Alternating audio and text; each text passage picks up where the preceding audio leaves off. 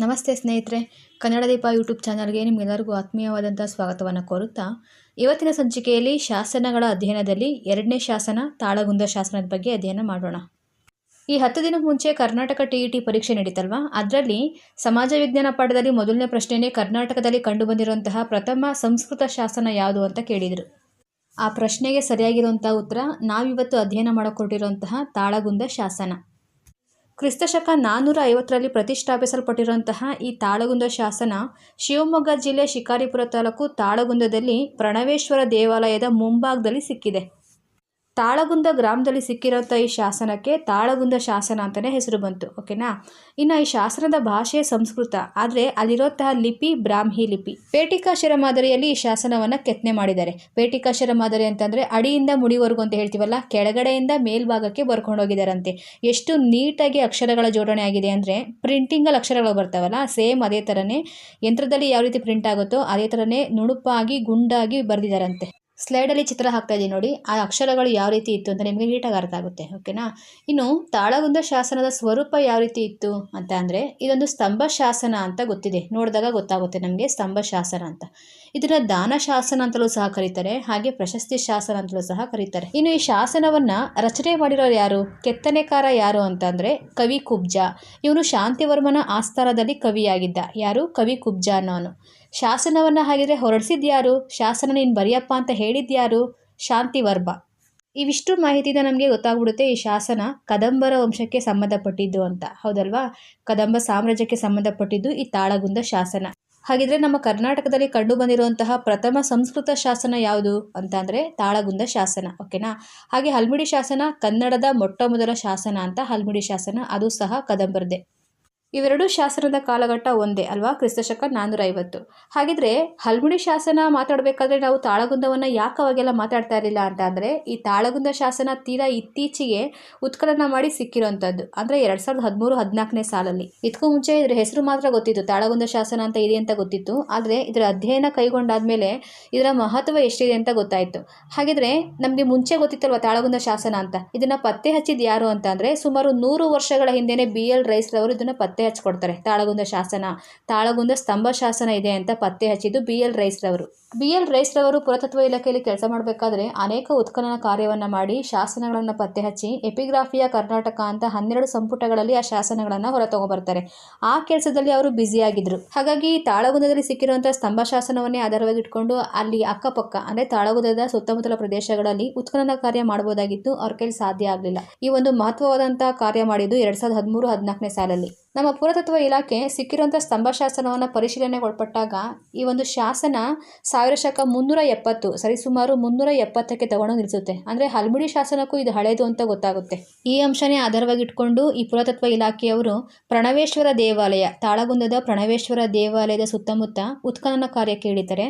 2013-14ನೇ ಸಾಲಿನಿಂದ ನಿರಂತರವಾಗಿ ಅಧ್ಯಯನವನ್ನು ಕೈಗೊಂಡು 2016ರಲ್ಲಿ ಕೊನೆಯಲ್ಲಿ ಒಂದು ಮಹತ್ವಪೂರ್ಣವಾದಂಥ ಮಾಹಿತಿಯನ್ನು ಹೊರಹಾಕ್ತಾರೆ. ಅದೇನು ಅಂದರೆ 1000 ಶಕ 450ರಲ್ಲಿ ಈ ತಾಳಗುಂದ ಶಾಸನ ಪ್ರತಿಷ್ಠಾಪನೆ ಮಾಡಿದ್ರು. ಕದಂಬ ವಂಶಕ್ಕೆ ಸಂಬಂಧಪಟ್ಟಿರುವಂಥ ಈ ಶಾಸನವನ್ನು ಹೊರಡಿಸಿತ್ತು ಶಾಂತಿವರ್ಮ, ರಚನೆ ಮಾಡಿದ್ದು ಕವಿ ಕುಬ್ಜ. ಆ ದೇವಸ್ಥಾನದ ತಳಪಾಯ ಶಾತವಾಹನರ ಅವಧಿಯಲ್ಲಿ ನಿರ್ಮಾಣ ಮಾಡಿದಂತಹ ಗಜಪೃಷ್ಠಾಕಾರದ ರಚನೆ ಇದೆ ನೋಡಿ. ಚಿತ್ರ ಹಾಕ್ತಾ ಇದೆ ನೋಡಿ, ಈ ಥರ ಇದೆ ಅಂತ ಹೇಳ್ತಾ ಇದ್ದಾರೆ ಮಾಹಿತಿಯಲ್ಲಿ. ಇದು ನಾನು ಹೇಳ್ತಿರೋದಲ್ಲ. ಮತ್ತು ಅದೇ ಸ್ಥಳದಲ್ಲಿ ಗಂಗರು ಮತ್ತು ಕದಂಬರ ಅವಧಿಯಲ್ಲಿ ಉಪಯೋಗ ಮಾಡ್ತಿದ್ದಂಥ ಚಿನ್ನದ ನಾಣ್ಯಗಳು ಸಹ ಸಿಕ್ಕಿದವಂತೆ. ನಮ್ಗೆ ಇಷ್ಟೆಲ್ಲ ಮಾಹಿತಿ ಬೇಕಾಗೋದಿಲ್ಲ, ಯಾಕಂದರೆ ನಮಗೆ ಪರೀಕ್ಷೆಯಲ್ಲಿ ತಾಳಗುಂದ ಶಾಸನ ಏನು ವಿಷಯಾಂಶನ ಹೊಂದಿದೆ, ಯಾರು ಹೊರಡಿಸಿತ್ತು, ಅದ್ರ ಕಾಲಘಟ್ಟ ಏನು, ಎಲ್ಲಿದೆ, ಇಷ್ಟು ಮಾಹಿತಿ ಆದರೆ ಸಾಕಾಗುತ್ತಲ್ವಾ. ಸರಿ, ಹಾಗಿದ್ರೆ ಈಗ ತಾಳಗುಂದ ಶಾಸನದ ಬಗ್ಗೆ ತಿಳ್ಕೊಂಡಾಯಿತು. ಅದ್ರ ವಿಶೇಷತೆ ಏನು, ಅದರೊಳಗಡೆ ಯಾವೆಲ್ಲ ವಿಷಯಾಂಶನ ಒಳಗೊಂಡಿದೆ, ಇದು ಬೇಕಲ್ವಾ. ಕದಂಬರ ಶಾಸನ ಆಗಿರೋದ್ರಿಂದ ಕದಂಬ ಕುಲ ಯಾವ ರೀತಿ ಸ್ಥಾಪನೆ ಆಯಿತು ಅನ್ನೋದ್ರ ಬಗ್ಗೆ, ಮಯೂರವರ್ಮನಿಂದ ಹಿಡಿದು ಶಾಂತಿವರ್ಮನವರೆಗೆ ಯಾವೆಲ್ಲ ರಾಜರುಗಳು ಆಳ್ವಿಕೆಯನ್ನು ಮಾಡ್ತಾರೆ ಅನ್ನೋ ವಂಶಾವಳಿಯ ಬಗ್ಗೆ, ಗುಪ್ತರು, ಗಂಗರ ಜೊತೆ ಯಾವ ರೀತಿ ಸಂಬಂಧ ಇತ್ತು ಇವ್ರ ಜೊತೆ, ಅಂದರೆ ಕದಂಬರ ಜೊತೆ ಯಾವ ಸಂಬಂಧ ಇತ್ತು, ಮತ್ತು ಈ ಪ್ರಣವೇಶ್ವರ ದೇವಾಲಯದ ಹತ್ರ ಒಂದು ಕೆರೆಯನ್ನು ನಿರ್ಮಾಣ ಮಾಡ್ತಾರೆ, ಅದ್ರ ಒಂದು ಉಲ್ಲೇಖ ಇದೆ.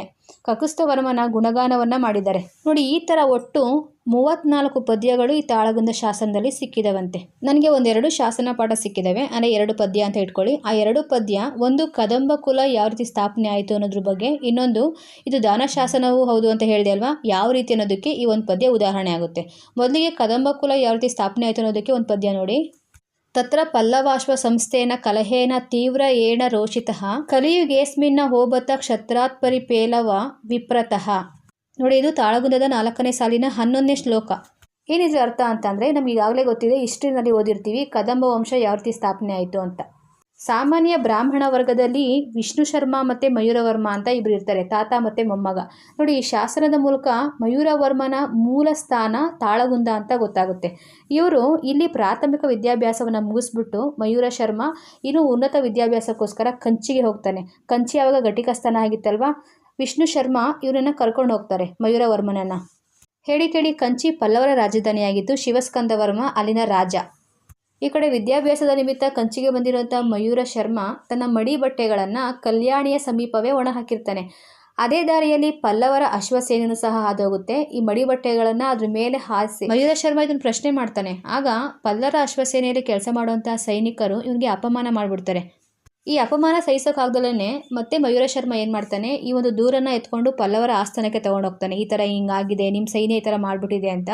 ಆವಾಗ ಮತ್ತಷ್ಟು ಅಪಮಾನ ಆಗುತ್ತೆ. ನಿನ್ನಿಂದ ಏನಾಗುತ್ತೆ, ಯಕಶ್ಚಿತ್ತು ಬ್ರಾಹ್ಮಣ ನೀನು ಅಂದ್ಬಿಟ್ಟು ತುಂಬಾ ಅಪಮಾನ ಆಗುತ್ತೆ.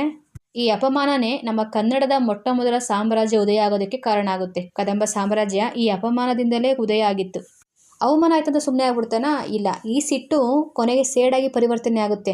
ವೇದಾಧ್ಯಯನವನ್ನು ಅರ್ಧಕ್ಕೆ ನಿಲ್ಲಿಸಿ ಶಸ್ತ್ರಾಸ್ತ್ರಗಳ ವಿದ್ಯೆಯನ್ನು ಕಲ್ತ್ಕೊತಾನೆ. ಗುಡ್ಡಗಳು ಪ್ರದೇಶದಲ್ಲಿ ವಾಸವಿರುವಂಥ ವೀರರನ್ನು ಕಲೆ ಹಾಕಿ ಒಂದು ಸೈನ್ಯವನ್ನು ನಿರ್ಮಾಣ ಮಾಡಿಕೊಂಡು ಪಲ್ಲವರ ವಿರುದ್ಧ ತಿರುಗಿ ಬೀಳ್ತಾನೆ. ತನಗಾದಂತಹ ಅಪಮಾನಕ್ಕೆ ಸೇಡನ್ನು ತೀರಿಸಿಕೊಂಡು ಪಲ್ಲವರ ಸೊಕ್ಕನ್ನು ಅಡಗಿಸಿ ಒಂದು ಹೊಸ ಸಾಮ್ರಾಜ್ಯದ ಉದಯಕ್ಕೆ ಕಾರಣಕರ್ತನಾಗ್ತಾನೆ ಮಯೂರ ಶರ್ಮ. ಕೈಯಲ್ಲಿ ದರ್ಬೆ ಹಿಡ್ಕೊಂಡು ಯಜ್ಞ ಯಾಗಾದಿಗಳನ್ನು ಮಾಡಬೇಕಾಗಿರುವಂತಹ ಮಯೂರ ಶರ್ಮ, ಬ್ರಾಹ್ಮಣ ಕುಲದ ಮಯೂರ ಶರ್ಮ ಮುಂದೆ ಶಸ್ತ್ರಾಸ್ತ್ರಗಳ ವಿದ್ಯೆಯನ್ನು ಕಲ್ತ್ಕೊಂಡು ಕೈಯಲ್ಲಿ ಖಡ್ಗವನ್ನು ಹಿಡ್ಕೊಂಡು ಕ್ಷತ್ರಿಯ ಕುಲ ಸೂಚಕವಾಗಿರುವಂತಹ ವರ್ಮ ಅನ್ನೋ ಬಿರುದಾಂಕಿತನಾಗ್ತಾನೆ. ಮಯೂರ ವರ್ಮ ಆಗ್ತಾನೆ. ಮಯೂರ ಶರ್ಮನಿಂದ ಮಯೂರ ವರ್ಮ ಈ ರೀತಿ ಆದ ಅಂತ ತಾಳಗುಂದ ಶಾಸನದಲ್ಲಿ ಈ 2 ಸಾಲುಗಳು ಉಲ್ಲೇಖ ಮಾಡಿದ್ದಾವೆ. ಇನ್ನು ನೆಕ್ಸ್ಟ್ ಶಾಸನ ವಿಚಾರ ಮಯೂರವರ್ಮನಿಂದ ಹಿಡಿದು ಶಾಂತಿವರ್ಮನವರೆಗಿನ ವಂಶಾವಳಿ ಬಗ್ಗೆ ಇದೆ ಅಂತ ಇದೆ, ಹೌದಲ್ವಾ? ಹಾಗಿದ್ರೆ ಕದಂಬರ ಮೂಲ ಪುರುಷ ಬಂದ್ಬಿಟ್ಟು ಮಯೂರ ವರ್ಮ. ಅವನಾದ್ಮೇಲೆ ಬರೋದು ಯಾರು? ಅವರ ಮಗ ಕಂಗವರ್ಮ. ಕಂಗವರ್ಮ ಆದ್ಮೇಲೆ ಬರೋದು ಅವನ ಮಗ ಭಗೀತಾರ್ಥ ಅಥವಾ ಭಗೀರಥ ವರ್ಮ ಅಂತಲೂ ಸಹ ಕರೀತಾರೆ. ಇವನಾದ್ಮೇಲೆ ರಘುಪತಿ ವರ್ಮ ಅಂತ ಬರ್ತಾನೆ. ರಘುಪತಿ ವರ್ಮನಿಗೆ ಗಂಡು ಸಂತಾನ ಇರಲಿಲ್ಲ, ಹಾಗಾಗಿ ಕಕುತ್ಸ್ಥವರ್ಮ ಅವನ ತಮ್ಮ ಕಕುತ್ಸ್ಥವರ್ಮ ಈತ ಆಳ್ವಿಕೆಗೆ ಬರ್ತಾನೆ. ಕಕುತ್ಸ್ಥವರ್ಮ ಆದಮೇಲೆ ಅವನ ಮಗ ಶಾಂತಿವರ್ಮ ಆಳ್ವಿಕೆಗೆ ಬರ್ತಾನೆ. ಶಾಂತಿವರ್ಮ ಆದಮೇಲೆ ಹಲ್ಮಿಡಿ ಶಾಸನದ ಪ್ರಕಾರ ಮುರುಗೇಶ ಬರ್ತಾನೆ, ಹೌದಲ್ವಾ? ನೋಡಿ, ಈ ಪ್ರಕಾರವಾಗಿ ಪ್ರತಿಯೊಬ್ಬ ರಾಜ ಯಾರಾದ್ಮೇಲೆ ಯಾರು ಬಂದಿದ್ದಾರೆ, ಅವರು ಯಾವ ರೀತಿ ಆಳ್ವಿಕೆಯನ್ನು ಮಾಡಿದ್ರು ಅಂತ ಈ ಒಂದು ತಾಳಗುಂದ ಶಾಸನದಲ್ಲಿ ಉಲ್ಲೇಖ ಇದೆ. ಜೊತೆಗೆ ಇಲ್ಲಿ ಗುಪ್ತ ಮತ್ತು ಗಂಗರ ಜೊತೆ ಯಾವ ರೀತಿ ಸಂಬಂಧವನ್ನು ಇಟ್ಕೊಂಡಿರು ಅಂತಲೂ ಸಹ ಹೇಳಿದ್ದಾರೆ. ನೋಡಿ, ಕಕುತ್ಸ್ಥವರ್ಮ ಅವರ ಮಕ್ಕಳನ್ನು ಗಂಗರ ದೊರೆ, ಒಬ್ಬ ಮಗಳನ್ನು ಗಂಗರ ದೊರೆ 2ನೇ ಮಾಧವನಿಗೆ ಕೊಟ್ಟು ಮದುವೆ ಮಾಡ್ತಾರೆ. ಹಾಗೆ ಮತ್ತೊಬ್ಬ ಮಗಳನ್ನು ಗುಪ್ತ ವಂಶದ ಸ್ಕಂದಗುಪ್ತನಿಗೆ ಕೊಟ್ಟು ಮದುವೆ ಮಾಡ್ತಾನೆ. ಏನಕ್ಕೋಸ್ಕರ ಈ ಥರ ಮಾಡ್ತಾಯಿದ್ರು ಅಂದರೆ ಮುಖ್ಯವಾಗಿ 2 ಕಾರಣ ಬರುತ್ತೆ. ಒಂದು, ಬೇರೆ ರಾಜ್ಯದವರು ಏನಾದ್ರು ಆಕ್ರಮಣ ಮಾಡಿಬಿಟ್ರೆ ಇವರು ಸಹಾಯಕ್ಕೆ ಬರಲಿ ಅನ್ನೋ ಕಾರಣಕ್ಕೆ, ಅಥವಾ ಅವರು ಅಂದರೆ ಯಾರಿಗೆ ಮದುವೆ ಮಾಡಿಕೊಟ್ಟಿದ್ದಾರಲ್ವ ಆ ಆಸ್ಥಾನದವರು ಅಥವಾ ಆ ಸಾಮ್ರಾಜ್ಯದವರು ಇವ್ರ ಮೇಲೆ ದಂಡೆತ್ತಿ ಬರಬಾರ್ದು ಅನ್ನೋ ಕಾರಣಕ್ಕೆ ಒಂದು ವೈವಾಹಿಕ ಸಂಬಂಧವನ್ನು ಅವ್ರ ಮಧ್ಯೆ ಏರ್ಪಡಿಸ್ಕೊತಾ ಇದ್ರು. ತಾಳಗುಂದ ಶಾಸನದಲ್ಲಿ ಈ ಕದಂಬ ವಂಶ ಇರಬೇಕಾದ್ರೇ ಗುಪ್ತರು ಮತ್ತು ಗಂಗರ ಜೊತೆ ಸಂಬಂಧ ತುಂಬಾ ಚೆನ್ನಾಗಿತ್ತು ಅನ್ನೋದು ಸಹ ಉಲ್ಲೇಖ ಮಾಡಿದ್ದಾರೆ. ಇನ್ನು ಈ ಪ್ರಣವೇಶ್ವರ ದೇವಾಲಯದ ಹತ್ರ ಒಂದು ಕೆರೆಯನ್ನು ನಿರ್ಮಾಣ ಮಾಡಿದ್ದಾರೆ. ಈ ದೇವಸ್ಥಾನಕ್ಕೆ ಬರುವಂಥ ಭಕ್ತಾದಿಗಳಿಗಿರ್ಬೋದು ಅಥವಾ ದೇವಸ್ಥಾನದ ಕೈಂಕರ್ಯಗಳಿಗೆ ಈ ಒಂದು ಉಪಯೋಗ ಆಗಲಿ ಅನ್ನೋ ಕಾರಣಕ್ಕೆ ಕೆರೆಯನ್ನು ನಿರ್ಮಾಣ ಮಾಡಿದ್ದಾರೆ ಅಂತ ಗೊತ್ತಾಗುತ್ತೆ. ಇನ್ನು ಕಕುತ್ಸ್ಥವರ್ಮನ ಗುಣಗಾನವನ್ನು ಸಹ ಇದರಲ್ಲಿ ತುಂಬ ಚೆನ್ನಾಗಿ ಮಾಡಿದ್ದಾರೆ. ಹಾಗಾಗಿ ಇದನ್ನು ಪ್ರಶಸ್ತಿ ಶಾಸನ ಅಂತಲೂ ಸಹ ನಾನು ಹೇಳಿದ್ದೆ. ದಾನ ಶಾಸನ ಹೆಂಗಾಗುತ್ತೆ ಅಂತಂದರೆ ನೋಡಿ, ಆ ಪ್ರಣವೇಶ್ವರ ದೇವಸ್ಥಾನಕ್ಕೆ ಕೆರೆ ನಿರ್ಮಾಣ ಮಾಡಿಕೊಟ್ಟಿದ್ದಾರೆ, ದಾನವಾಗಿ ಕೊಟ್ಟಿದ್ದಾರಲ್ವ, ಅದೊಂದು ರೀತಿ ಕಾರಣ. ಆದರೆ ಇದೇ ತಾಳಗುಂದದಲ್ಲಿ ಮತ್ತೊಂದು ಶಾಸನ ಸಿಗುತ್ತೆ. ಅದು ಚಾಲುಕ್ಯ ಸಾಮ್ರಾಜ್ಯಕ್ಕೆ ಸಂಬಂಧಪಟ್ಟಿರುವಂಥ ಶಾಸನ. ಚಂದ್ರಾದಿತ್ಯ ಚಾಲುಕ್ಯ ವಂಶದಲ್ಲಿ ಬರೋನಲ್ವಾ, ಅವ್ರಿಗೆ ಸಂಬಂಧಪಟ್ಟಿರುವಂಥ ಶಾಸನ 7 ಸಾಲಿನ ಶಾಸನ. ಆ ಶಾಸನದ ಪಾಠವನ್ನು ಇಲ್ಲಿ ಸ್ಲೈಡಲ್ಲಿ ಹಾಕ್ತಾ ಇದ್ದೀನಿ ನೋಡಿ. ಏನು ಈ ಶಾಸನ ಪಾಠದ ಅರ್ಥ ಅಂತಂದರೆ, ಚಂದ್ರಾದಿತ್ಯ ರಾಜನ ಆಡಳಿತ ಕಾಲದಲ್ಲಿ ಕ್ಷೌರಿಕ ವೃತ್ತಿಯ ನಾಗಣ್ಣನಿಗೆ 4 ಮಾಸ ಪರ್ಯಂತ ಅನುಭವಿಸಿಕೊಂಡು ಬರಲು ಪುಲ್ಲಿಂದಿಗೆಯಲ್ಲಿ ಇನ್ನೂ ಉತ್ತಿರದ ಭೂಮಿಯನ್ನು ದಾನವಾಗಿ ನೀಡಲಾಗಿದೆ ಅಂತ ಇದೆ. ಗಮನ ಇಟ್ಟು ಕೇಳಿಸ್ಕೊಳ್ಳಿ. ಇದು ಕದಂಬರಿಗೆ ಸಂಬಂಧಪಟ್ಟಿದ್ದಲ್ಲ, ಚಾಲುಕ್ಯರಿಗೆ ಸಂಬಂಧಪಟ್ಟಿದ್ದು. ಅದರಲ್ಲೂ ಮುಖ್ಯವಾಗಿ ಚಂದ್ರಾದಿತ್ಯನಿಗೆ ಸಂಬಂಧಪಟ್ಟಿರುವಂಥ ಶಾಸನ ದಾನ ಶಾಸನ. ತಾಳಗುಂದದಲ್ಲಿ ಸಿಕ್ಕಿರುವಂಥ ಶಾಸನವನ್ನು ತಾಳಗುಂದ ಶಾಸನ ಅಂತ ಕರೀತಾರೆ ಅಂತ ಮೊದಲೇ ಹೇಳಿದ್ದೆ ಅಲ್ವಾ. ಇಲ್ಲಿ ಕದಂಬರ ಶಾಸನ ಅಷ್ಟೇ ಸಿಕ್ಕಿಲ್ಲ, ಬದಲಾಗಿ ಚಾಳುಕ್ಯರ ಶಾಸನವೂ ಸಹ ಸಿಕ್ಕಿದೆ ಅಂತ ಈ ಒಂದು ಶಾಸನ ಪಾಠದಿಂದ ಗೊತ್ತಾಗುತ್ತೆ.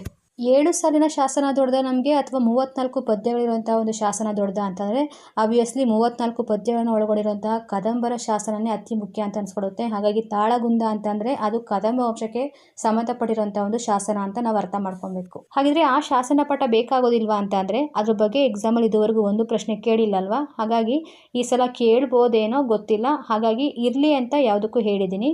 ಆದರೆ ಮುಖ್ಯವಾಗಿ ತಾಳಗುಂದ ಶಾಸನ ಅಂತಂದರೆ ಕದಂಬರಿಗೆ ಸಂಬಂಧಪಟ್ಟಿರುವಂತಹ ಕದಂಬ ವಂಶ ಯಾವ ರೀತಿ ಸ್ಥಾಪನೆ ಆಯಿತು ಮತ್ತು ರಾಜರುಗಳ ವರ್ಣನೆಯಲ್ಲಿ ಅವರು ಯಾವ ರೀತಿ ಪರಾಕ್ರಮಿಗಳಾಗಿದ್ರು, ಏನಾರ ದಾನ ಕೊಟ್ಟರು, ಈ ಥರ ಸ್ವಲ್ಪ ನೋಡ್ಕೊಬೇಕಾಗುತ್ತೆ ತಾಳಗುಂದ ಶಾಸನ ಅಂತಂದರೆ. ಮುಂದಿನ ಸಂಚಿಕೆಯಲ್ಲಿ ಮತ್ತೊಂದು ಶಾಸನದ ಬಗ್ಗೆ ಅಧ್ಯಯನ ಮಾಡೋಣ ಅಂತ ಹೇಳ್ತಾ ಈ ಸಂಚಿಕೆನ ಇಲ್ಲೇ ಮುಗಿಸ್ತಾ ಇದ್ದೀನಿ. ಈ ಶಾಸನ ಅಧ್ಯಯನ ಮುಗಿದಾದ್ಮೇಲೆ ಕೊನೆಯ ಎಪಿಸೋಡಲ್ಲಿ ಸಂಪೂರ್ಣವಾಗಿ ಶಾಸನದ ಕಾಲಘಟ್ಟ, ಯಾವ ಶಾಸನ ಏನು ಹೇಳ್ತಾ ಇದೆ, ಸಿಕ್ಕಂಥ ಸ್ಥಳ, ಅದರ ಮುಖ್ಯಾಂಶ ಏನು, ಇದ್ರ ಬಗ್ಗೆ ಒಂದು ಡೀಟೇಲಾಗಿ ಚಾರ್ಟ್ ಹಾಕ್ತೀನಿ. ಓಕೆನಾ?